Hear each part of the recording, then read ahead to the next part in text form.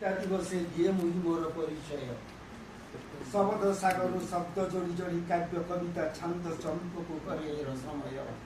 ଆଜି ଏହି ବିଶ୍ୱ କବିତା ଦିବସେ ଦିଏ ମୁହିଁ ମୋର ପରିଚୟ।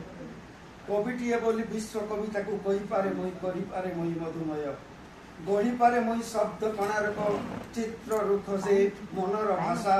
ହିମାଳୟ ଚଢ଼ି ଖୋଜେ ଜହ୍ନତାରା, ବିଶ୍ୱକୁ ଦେଖାଏ ନୂତନ ଉଷା। ଧଳା କାଗଜରେ ଲେଖନି ଚଢ଼େଇ ଦୋହଲାଇ ପାରେ ଜନ ହୃଦୟ। ଆଜି ଏହି ବିଶ୍ୱ କବିତା ଦିବସେ ଦିଏ ମୁହିଁ ମୋର ପରିଚୟ।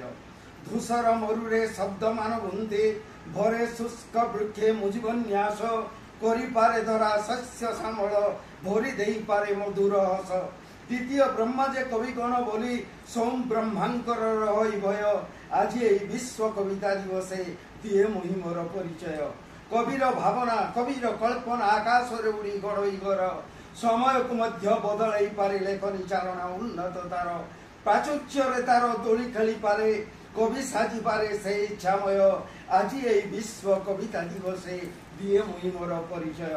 କବିତାରେ ବୃକ୍ଷ କବିତାରେ ବର୍ଷା, ଷଡ଼ ଋତୁ ଆଣେ ଲେଖନି ମନେ।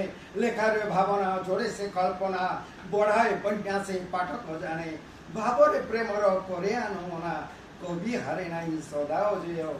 ଆଜି ଏହି ବିଶ୍ୱ କବିତା ଦିବସେ ଦିଏ ମୁହିଁ ମୋର ପରିଚୟ।